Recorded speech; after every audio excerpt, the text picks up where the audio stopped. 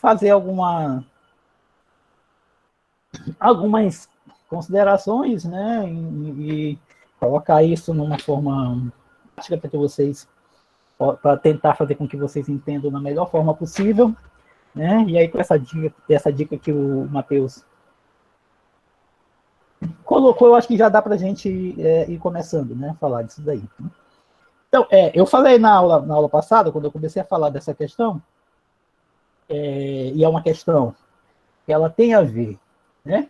É importante ressaltar aqui que essa questão, essa discussão, ela tem a ver com um aspecto teórico da disciplina, né? Aspecto teórico aí da construção do pensamento sociológico, ou da construção da perspectiva sociológica, ou da construção da sociologia enquanto disciplina com um viés científico.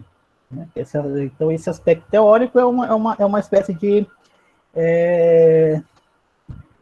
garantidor, né, de um certo discurso científico dentro da sociologia, em razão de que as nossas observações elas são filtradas por uma espécie de discussão teórica.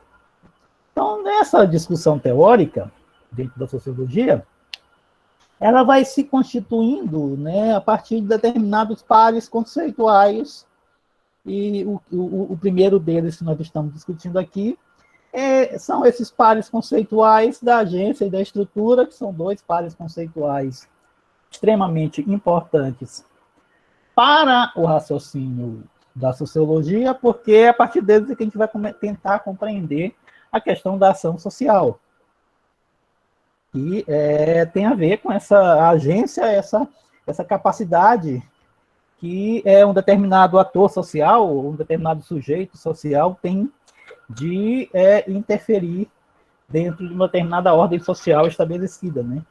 Essa capacidade de ação de determinados agentes, né, que como está colocado aí na página 13, pode ser tanto um agente individual, uma pessoa, ou um sujeito coletivo, que inclusive até tem determinadas conceituações sobre o que seriam esses sujeitos coletivos, né? Um grupo de pessoas que se constitui enquanto sujeitos coletivos que interferem na ordem social, reivindicando determinados direitos e lutando por esses direitos, né? Os movimentos sociais, por exemplo, são um exemplo de sujeito coletivo, né, que tem uma capacidade de ação e de interferência numa ordem social, né? Reivindicando direitos e lutando por esses direitos, né? Então, eles são entendidos como tendo, né, essa agência, né, como sendo atores sociais, né, com uma capacidade de ação dentro de uma determinada sociedade. Bom, a primeira coisa que a gente deve levar em consideração nesse debate é justamente o fato de que isso é um debate mesmo, né? Então, é a forma como a sociologia constitui esse aspecto teórico a partir do debate, porque as perspectivas delas não são unilaterais, né, no sentido de que você possa compreender essa questão social a partir de uma única forma. Como vocês podem perceber aí, mesmo dentro, né, nesse debate aqui, mesmo dentro de mesmo levando em consideração apenas um elemento desse par conceitual aí, mesmo você pensa apenas a partir da agência, você percebe aí que você tem uma série de autores que vão, né, contribuir com esse debate e vão colocar perspectivas, muitas das vezes até conflitivas, né, e contrastantes entre si. E que aí o que ele está colocando aí a partir da página 14, né, que ele coloca que tem pelo menos duas abordagens que podem ser consideradas, né, são duas abordagens ele coloca aí nessa página, né, na página 14, coloca bem aqui, logo aqui, a discussão que ele começa a colocar a partir da página 14, ele tá dizendo aí que nós temos duas abordagens contrapostas. E essas duas abordagens diferenciadas, elas concordam nessa questão de que a agência como capaz de influenciar na ordem social, né, como a ação social como tendo um determinado peso de constituição da própria estrutura social, né, como tendo um peso de constituição da ordem, né, mas elas são duas abordagens diferentes que a gente pode, né, perceber a partir desse debate aí em torno da agência, né? Como ele está colocando aí, essas abordagens são as seguintes: de um lado você tem o pragmatismo e o interacionismo simbólico, né? E do outro lado você vai ter aí o neocantismo e a fenomenologia, né? E o que é que ele está colocando aí? Cada uma delas vai pensar essa questão da agência de uma forma. Sendo que, pelo que ele está colocando aí, o pragmatismo e o interacionismo, né, enfatizam esse aspecto da reflexividade dos agentes, né, ou dos atores, ou dos agentes sociais, né, ou dos sujeitos, ou dos atores. É o fato de que o indivíduo, ao agir, ele tem uma certa reflexividade, ele raciocina o seu pensamento, né, e com uma determinada intenção colocada no momento da ação, né, pensando aí, né, a partir de Weber, né, aí, se vocês tiverem um texto aí, né, disponível aí, vocês podem até acompanhar o momento em que ele começa a falar sobre esse pensamento do pragmatismo e do interacionismo simbólico, onde ele vai se remeter a essa questão da reflexividade dos agentes sociais, né, que é esse fato de que eles raciocinam antes de agir, tendo em vista uma determinada intenção, um determinado interesse. Né? Quer dizer, e esse interesse, é claro que eles vão lançar mão, né, de um determinado pensamento e de uma certa criatividade no momento da ação, tendo em vista que eles têm alguma intenção, né? Alguma intenção. Se você pensar a partir do interacionismo simbólico, por exemplo, o que o interacionismo simbólico diz? Que numa determinada situação de relação social, os indivíduos, eles administram a sua personalidade com o intuito de provocar uma determinada impressão nas outras pessoas.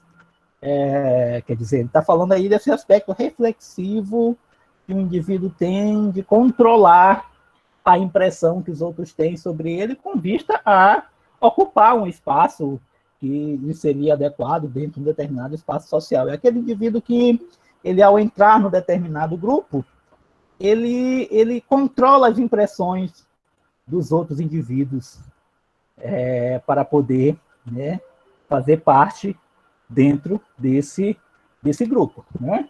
Então, coloca aí essa questão da reflexividade. Então, acompanhe aí na página 14, logo no segundo parágrafo, quando ele fala sobre essa questão aí, quando esses autores que pensam a questão da agência,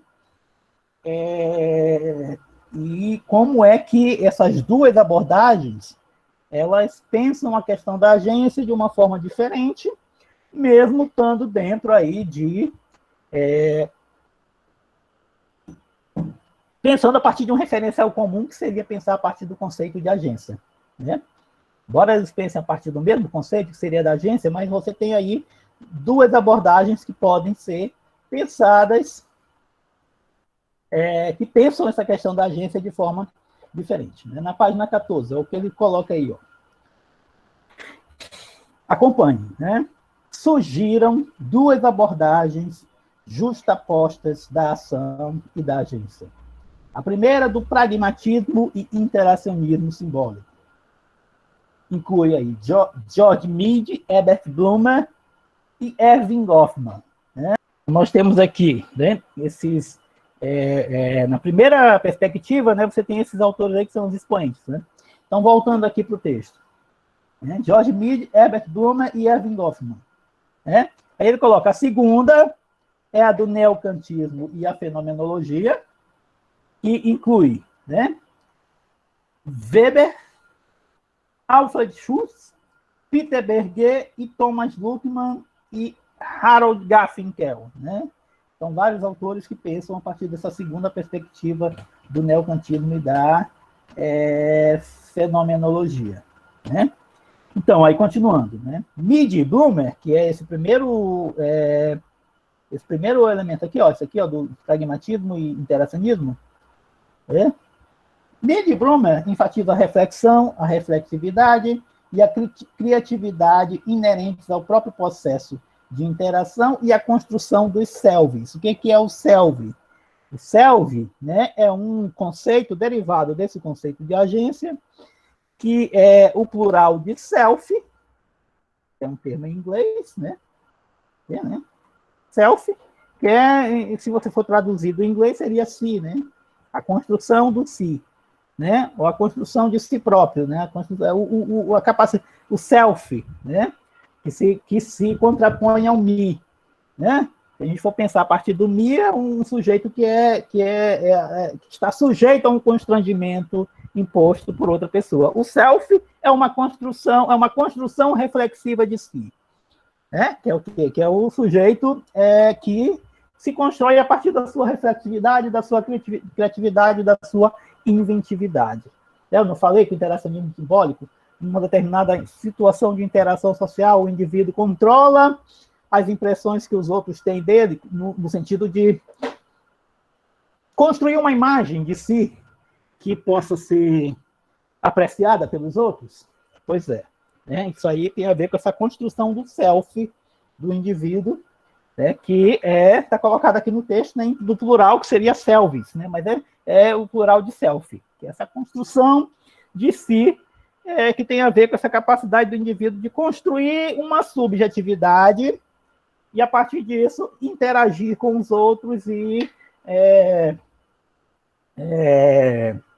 adquirir, né, as benesses de fazer parte de um determinado grupo social. Né? E, no momento em que ele constrói essa sua personalidade, né? Ele tenta controlar a forma como os outros indivíduos o enxergam, por isso que é interacionismo simbólico, quer dizer, que aí ele cria na sua...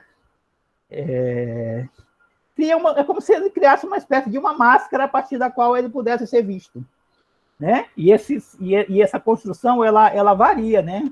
No serviço, ele no trabalho ele tem uma determinada selfie, em casa ele tem outra, no grupo de amigos ele tem outra, e por aí vai, né? Isso aí depende do contexto de interação no qual ele vai construindo, né, esse selfie, essa subjetividade, ou essa personalidade, ou controlando as impressões que os outros indivíduos têm dele dentro desse grupo social, ou dentro desse contexto de interação, né? Do lado do neocantismo, né, e continuando aqui com o texto, né? Berger, né? Deixa eu ver, cadê? Não, continuando, né? Termina aqui em construção dos selves, né? Aí Schutz e também Berger e Luckmann chamavam atenção para o acúmulo de preconcepções, inclusive as tipificações de objetos e pessoas, e os vários conhecimentos prescritos de tipos de práticas padrão que os atores carregam consigo e dos quais fazem uso nas circunstâncias adequadas. Né? Então, eles estão falando aqui de preconcepções, de tipificações de objetos e pessoas.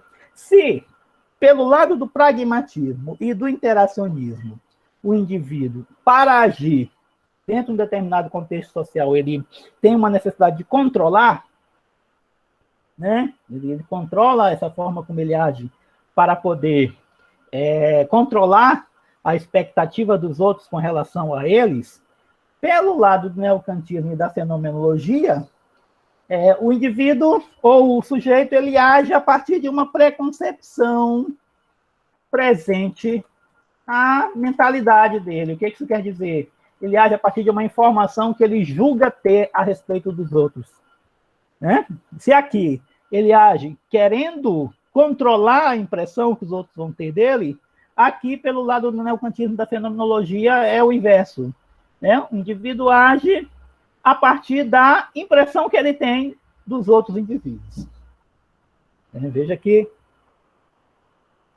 de uma certa preconcepção, né, ou um acúmulo de preconcepções, inclusive tipificações de objetos e pessoas, e os vários conhecimentos prescritos de tipos de práticas padrão que os atores carregam consigo e dos quais fazem uso nas circunstâncias adequadas. Ele age a partir de um conhecimento prévio que ele julga ter a respeito de como deve agir com relação a determinado indivíduo, de como ele deve agir com relação a determinada situação, ou da maneira certa de agir de acordo com aquela situação. Né? E aí uma diferença. Né? Aqui é um sujeito que quer produzir o conhecimento, né? Ele quer produzir a impressão, ele quer produzir algo, né? Ele tem uma intenção de produção de si, né? De interferência, né? Ele quer, inclusive, ele é um indivíduo produtor. Aqui é um indivíduo que age de acordo com um conhecimento prévio que ele tem sobre a circunstância na qual ele deve agir. Né? Vejam que sociologia, né, é complicado, né? Porque um vê a coisa de um jeito, o outro vê a coisa de outro, né? O nome Garfinkel concentrou-se no conjunto de competências, habilidades e compromissos morais intrínsecos à rotina cumprida pelos atores. É a mesma ideia colocada aqui, essa ideia de conhecimento prévio, mas colocado aí nas competências, nas habilidades que o indivíduo tem para agir em determinadas situações. E a partir dessas habilidades, dessas competências, desses compromissos morais, é que o indivíduo vai se guiar, né, no momento da ação. O indivíduo vai tomar como perspectiva de ação, né, essas habilidades, essas competências, esses compromissos que ele assume no momento da ação.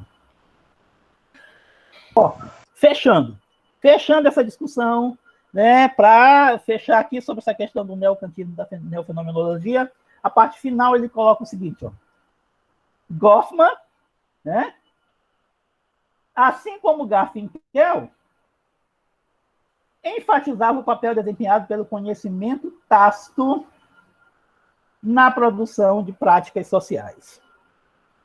Quer dizer, então, aqui você vai ter aqui essa questão aí. Vejam, e tanto uma como outra, né, dessas abordagens que falam dessa questão da agência, estão colocando aí um certo arsenal de conhecimento, né, que quer dizer ou de informação, né, um certo conhecimento que predispõe os indivíduos a agir, né, ou o indivíduo age com o intuito de produzir, né, a informação a respeito dele, né, ou o indivíduo age a partir de uma informação que ele já tem sobre a situação, sobre uma habilidade que ele possa ter para poder agir naquele momento, sobre uma competência que ele deva ter, mas a questão aí da informação está colocada.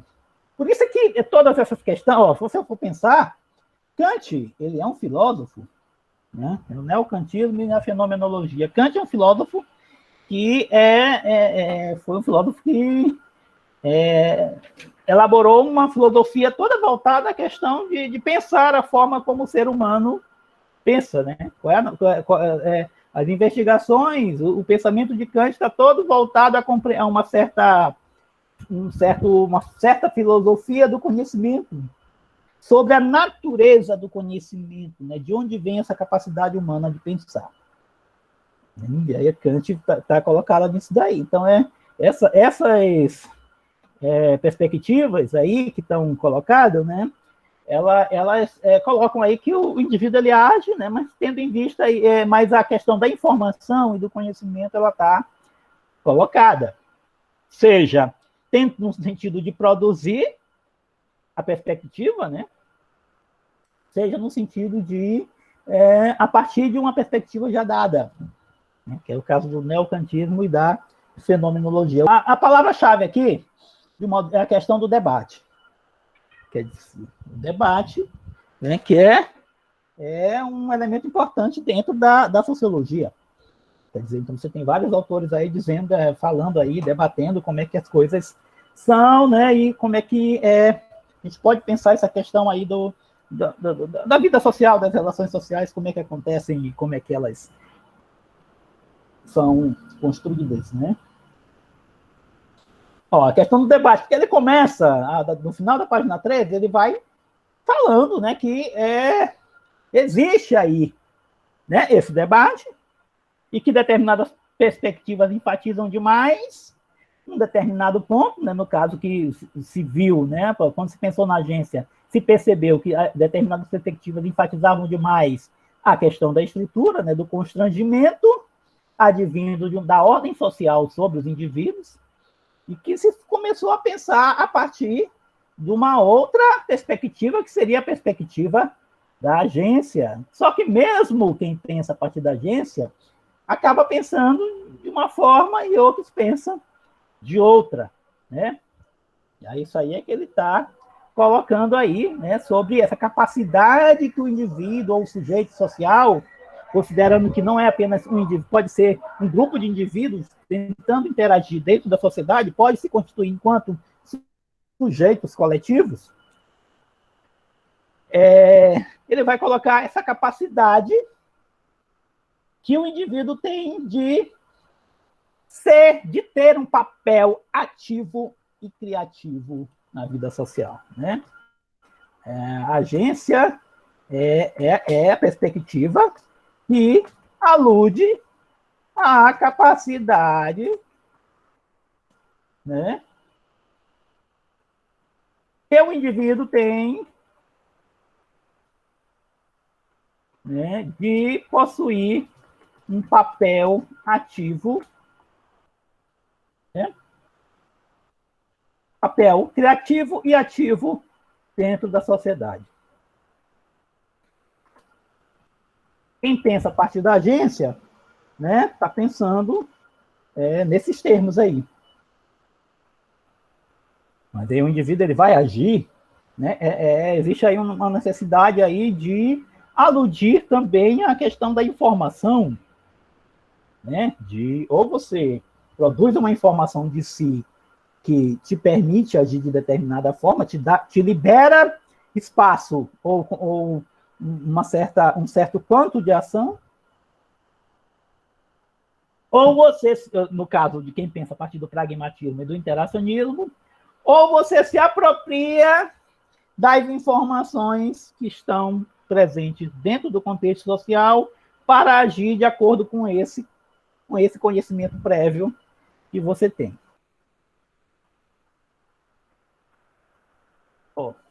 Percebam que existe uma limitação aí, né? Tem uma limitação aí nesse debate aí, porque eles estão falando aqui, né? Estão falando aqui de capacidade de ação, do indivíduo possuir um papel criativo dentro da sociedade, estão falando que eles agem a partir de um conhecimento prévio, ou então que eles produzem esse conhecimento, né? Existe aí uma limitação, né? Por quê? Porque nessa concepção não aparece, por exemplo, de onde é que vem, como é que o indivíduo, qual é a capacidade que o indivíduo tem, né, de interferir nesse contexto, e de onde é que vem esse conhecimento prévio, né? Como foi que ele adquiriu esse conhecimento prévio para poder agir dentro desse contexto social, né?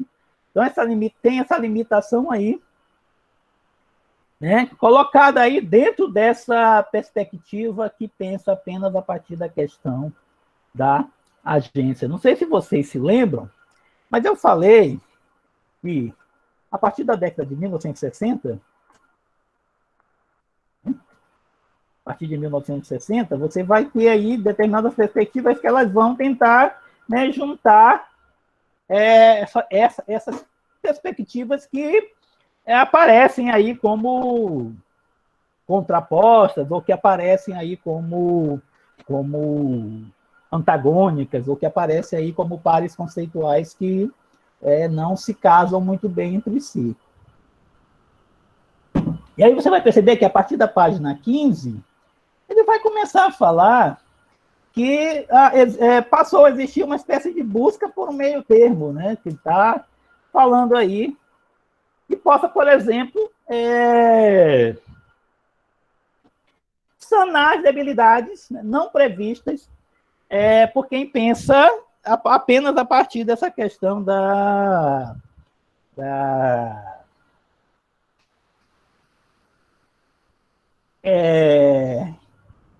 questão da agência.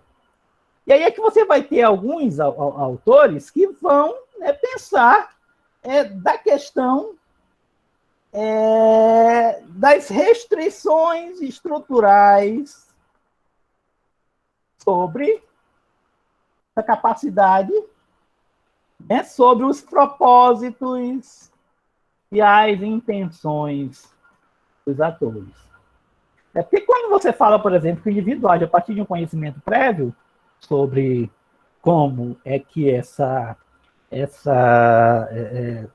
como é que ele deve agir dentro desse contexto, né? Se fala que o indivíduo tem habilidades e competências para agir, é preciso dizer de que forma que ele adquiriu essa habilidade e essa competência.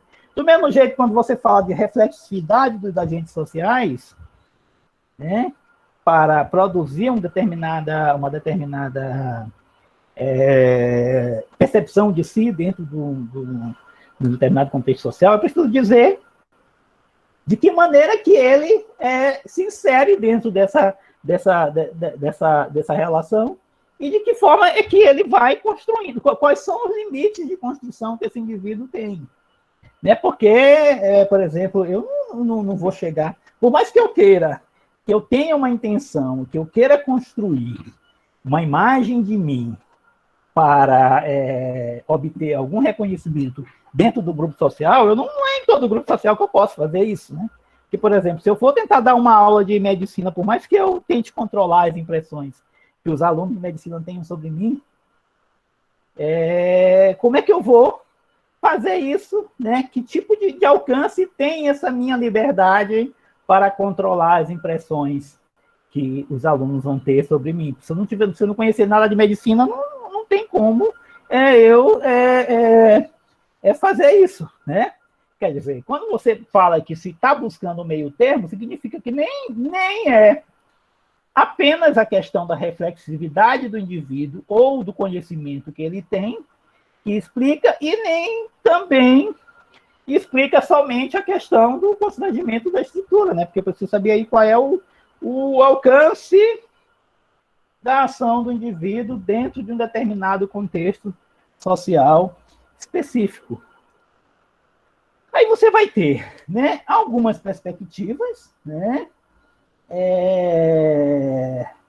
E você vai aparecer concepções intermediárias.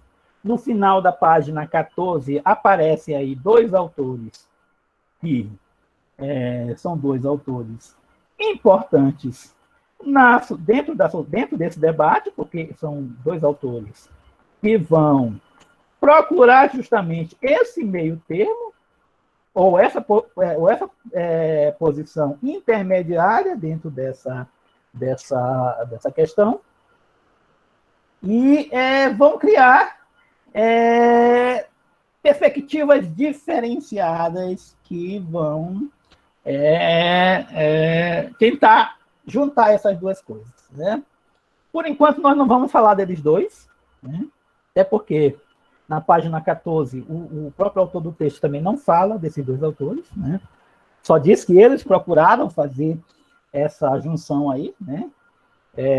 Procuraram fazer, só mais tarde que ele vai retomar esses dois autores e vai falar sobre, na página 15, sobre a teoria das redes, que é outra teoria, né, com outros autores, né? Vamos colocar aqui, ó, a busca do meio termo, né, nesse debate sobre, né, vou colocar bem aqui para poder arrumar aqui o negócio que está meio bagunçado, né?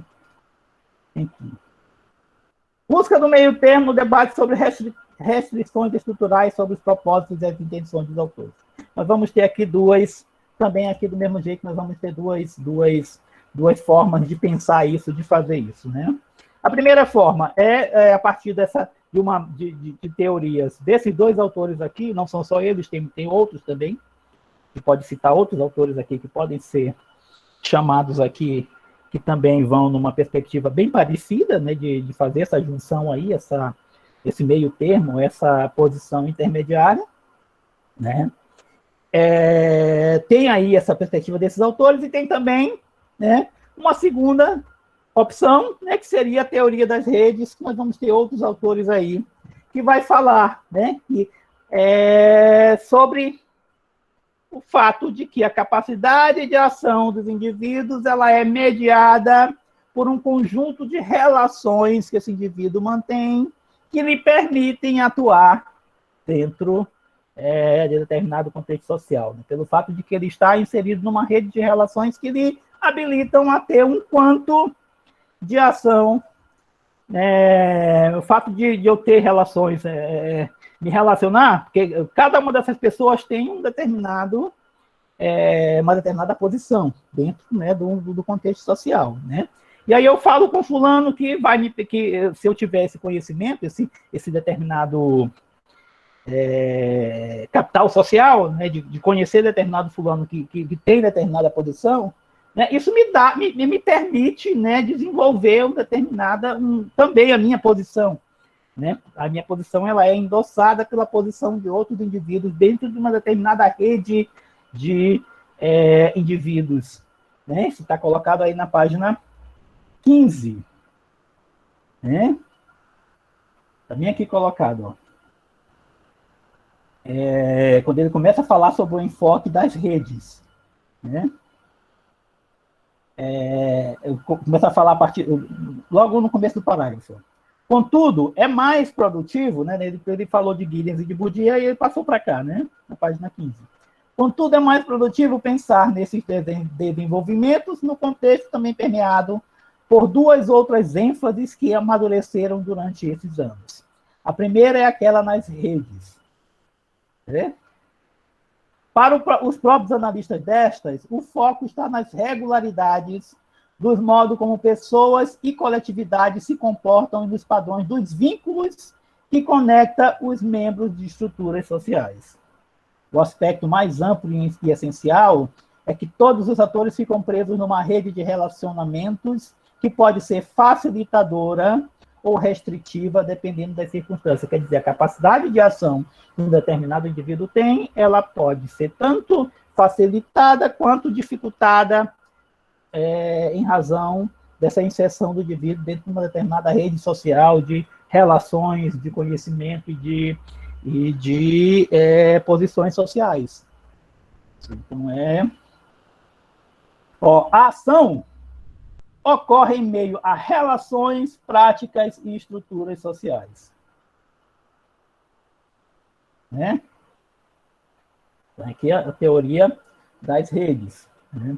Quer dizer, aqui, dentro dessa questão, ele coloca aqui uma outra perspectiva, mais adiante ele vai começar a falar de uma outra perspectiva, que coloca que insere também, além que essa daqui, está colocada aqui nas relações entre indivíduos, né? Ou entre os atores sociais, ou atores sociais, né? ou agentes, né? Essas relações que permitem, que dão aos indivíduos, aos atores sociais, aos agentes sociais, essa capacidade de ação limitada ou ilimitada que esse indivíduo venha a ter, né? Na razão de ele estar inserido dentro de uma determinada rede social.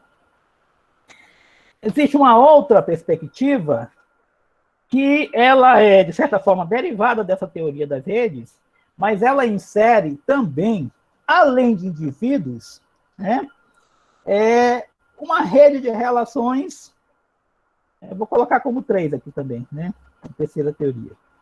Uma rede de relações entre humanos e não humanos. O que seria isso? É humanos e aliens, ou humanos e animais, ou é o que ele está colocando é o seguinte, que ele insere também, dentro dessa capacidade de ação do indivíduo, o acesso à tecnologia, que permite ao indivíduo também interagir e dar a ele uma determinada capacidade de ação em razão do acesso à tecnologia que esse indivíduo tenha, né? Máquinas, uma série de elementos que dão ao indivíduo esse quanto de poder para interferir, né? E ter um papel criativo e ativo dentro da sociedade, né? Elas são perspectivas que aliam, né, tanto a questão das restrições estruturais quanto a questão das intenções dos agentes. Por quê? Porque está dado aqui que a minha capacidade de ação ela é determinada pela posição que eu ocupo dentro da estrutura social. Né? Minha capacidade, meu poder para agir está limitado pela minha inserção numa determinada rede, por um lado, e por outro lado, pelo acesso que eu tenho a determinadas tecnologias que são uma espécie de adendos, né, à minha própria capacidade de agir enquanto ser humano, né, do corpo e a minha posição dentro de uma determinada sociedade. Isso aí está claro, né? Essa perspectiva aqui ela é bem recente, né? Ela surgiu, né? Bem recente, né? Está ainda na ordem do dia. Geralmente os alunos têm uma dificuldade grande para entender o que esses caras estão falando aqui. Né? Ele coloca bem aqui, ó. Autores como Donna Haraway e Bruno Latour insistem em que as máquinas dos automóveis às redes de computadores são cada vez mais partes funcionais, imprescindíveis e significativas dos atores. Daí a cunhagem do termo actantes, porque não são apenas humanos, né? Então, eles falam em actantes, né? Por exemplo, eu estou aqui dando aula para vocês, eu tenho acesso a um computador, tenho acesso a uma rede de internet, isso me dá um alcance de ação diferenciado de um professor que não tem acesso à internet, que não tem capacidade não teve, a partir da estrutura, né? A estrutura não teve como acessar essas facilidades, né? Que o fato de existir numa sociedade, por exemplo, uma pessoa que vive numa sociedade rural, sem acesso à internet, né? Não tem, né, essa capacidade de agir dentro de uma determinada sociedade que, por exemplo, o professor que tenha isso tem.